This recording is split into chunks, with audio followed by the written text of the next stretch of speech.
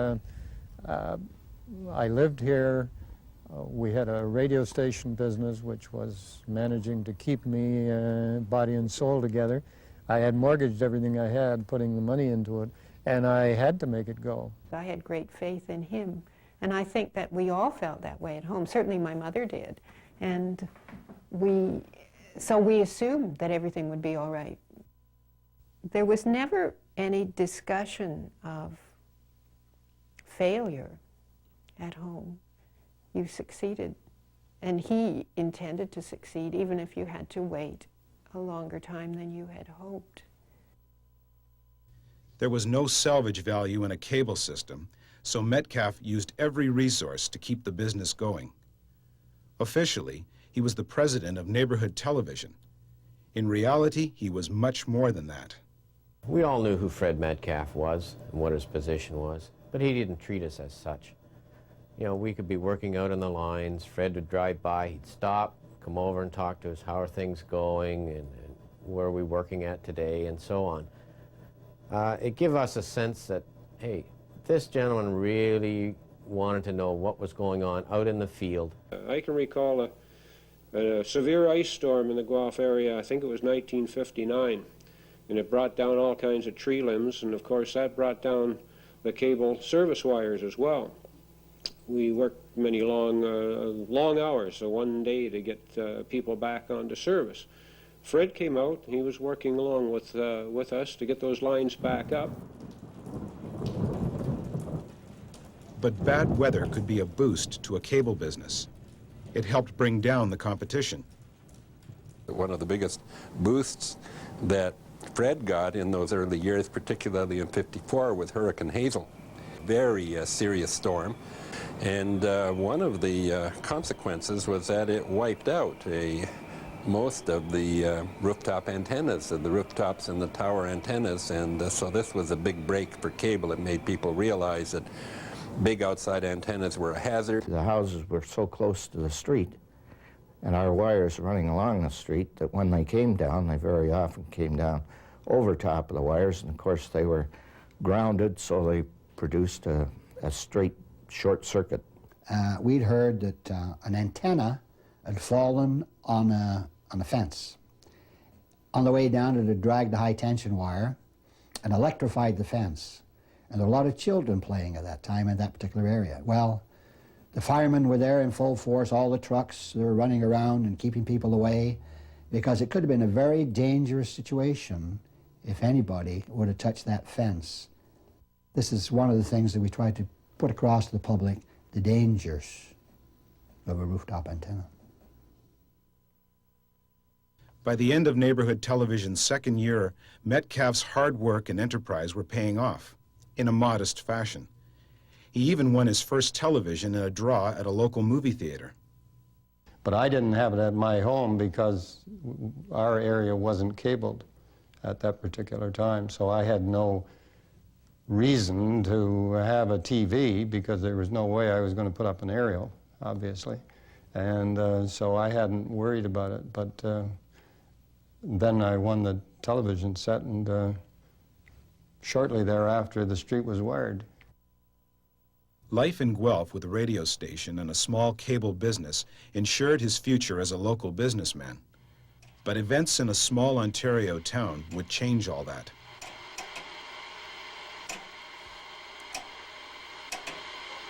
A 1,000 television-starved homes sat in the valley holding the town of Huntsville in 1955. Even signals from a nearby station were unreceivable because of the low elevation. Then an enterprising appliance dealer came up with an idea. He built a broadcasting tower and began retransmitting signals. For several months, Huntsville had television. From Television City in Hollywood, we bring you the Jack Benny Show with his special guest, Humphrey Bogart, presented by Lucky Strike. And he had sold sets to people. And then the Department of Transport came in. Communications in those days was called transport. They came in and closed him down. I'm being arrested for the murder of Philip Paisley. And all of a sudden they had all kinds of irate citizens, and Huntsville is behind a hill, and there was no way they could get it. And they heard about this business of the community antenna that we had in Guelph, and came to see me, and I said I would come up and have a look at it and see whether it was feasible. But an old enemy was waiting for him. Huntsville's new cable system would require public utility poles for stringing cable. Many of these poles were partially owned by Bell Telephone, and the company refused to give Metcalf the permission to wire. But Bell's checkmate turned into a stalemate. It hadn't anticipated how much Huntsville wanted television.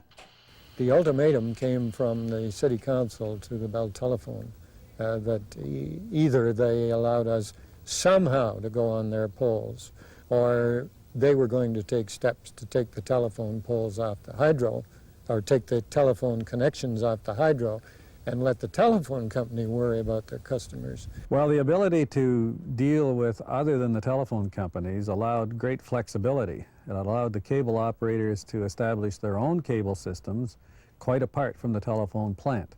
And with that element of competition then in the situation, the telephone companies then began to find ways to allow the cable people to proceed. I did it before. I did it again. I fixed the elevator. I killed Philip Paisley.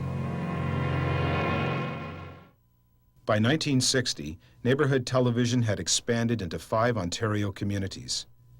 Viewers were demanding a greater selection of television channels. But there were limits to what cable operators could and could not provide. The federal government restricted cable systems to signals that could be picked up off-air with a standard antenna. It was a time of hit and miss, and you were constantly looking for better signals. The 1st Canadian Army has been trying to accomplish a breakthrough between Horn and Dyes.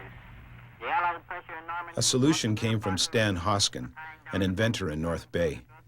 He had worked with parabolic antennas as a radio operator in the Canadian Navy.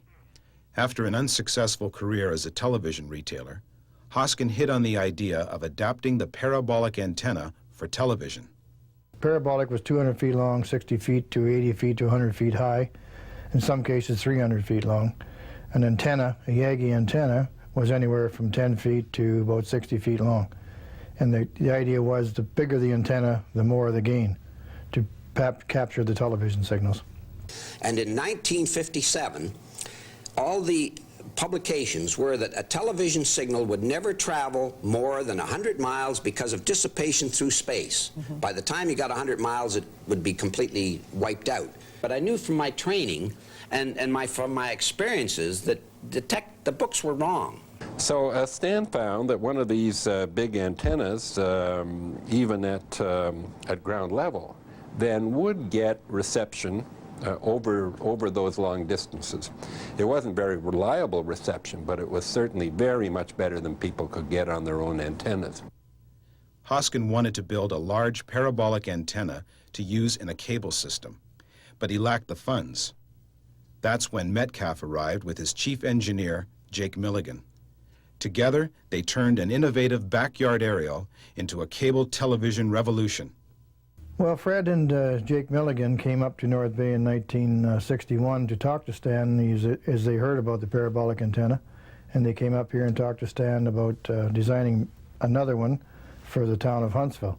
Jake is credited with taking the basic parabolic antenna concept, which was established earlier in North Bay by Stan Hoskin, and commercializing it. Mr. Metcalf, through his efforts, marketed these antennas throughout both North America, United States, and Canada. And if it wasn't for the parabolic, a lot of the communities in the north would not have TV signals. Metcalf took a chance, and it paid off. Parabolic antennas soon cropped up in cable systems across Canada. Neighborhood television was expanding as well. By the mid-60s, Metcalf's cable systems were serving communities throughout the province of Ontario. Even Metcalf's vacation time wasn't immune from cable construction. His cottage in the Muskokas was a short drive from a system he had purchased in Midland. He even bought a second television set. The one thing that we had to do, we had to be ready to handle any channels which became available, because that was the raison d'etre for cable. Better pictures and more of them, but anything available had to be on the cable. Through all this, Metcalf's business had been relatively free from government intervention. A $25 annual licensing fee was all that was required. Cable television was considered nothing more than a sophisticated rooftop antenna, and of no importance to Canadian broadcasting. Fights a never-ending battle for truth, justice, and the American way.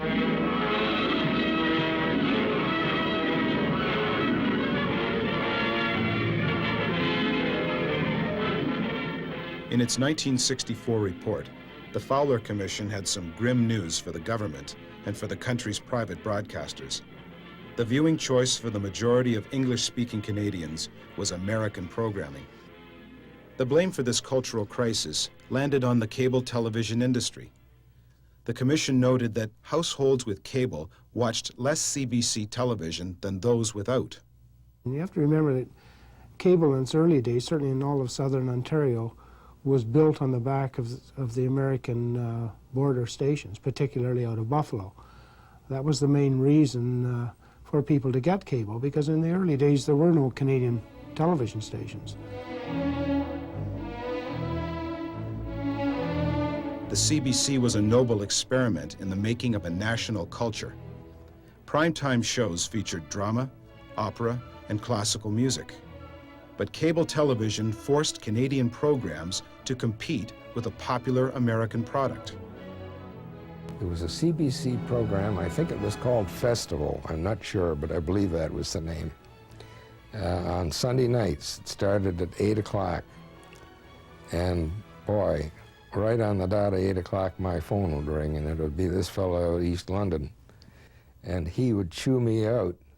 But when is that cable going to be available out here? I just can't watch this thing one more time. But I did go to an opera once. I was about 19 then. I didn't know it was an opera. There was a lot of people standing in front of the theater. There was a beautiful picture outside of this girl in tights, and it said, "Tonight only Aida." So I went in. I was terribly disappointed. There was no runway. Well, I can recall when the Owen sound system was set up, I believe they could only receive about one station, which was CBC. And Tony Small was a sales manager at that time. His approach to the advertising of the cable was that we know you people in Owen Sound enjoy the CBC festival on Saturday nights, but do you also know that on NBC there is this program, and on CBS there is that program, and they're available on cable.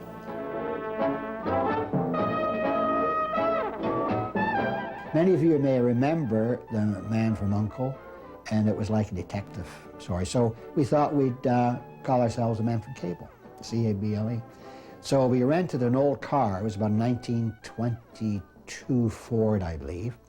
We drove around in this old car with a sign saying, "Here comes the man from Cable," not Uncle, of course. And we were dressed in red and white jackets with red and white skimmer hats. And we'd make sure that the car died on the main street at noon every day we were there for the weekend, so that a lot of people would come out and they'd say, "Oh, I remember those cars." We sold over 600 installations in a weekend. Really? You bet your life. One could see the handwriting on the wall because there were noises being made about the number of American channels that were on the cable systems, and the fact that you could have a cable system with 6 or 8 American channels and 2 Canadian channels. Now, what they neglected to say, of course, is that we had all the Canadian channels there were available, and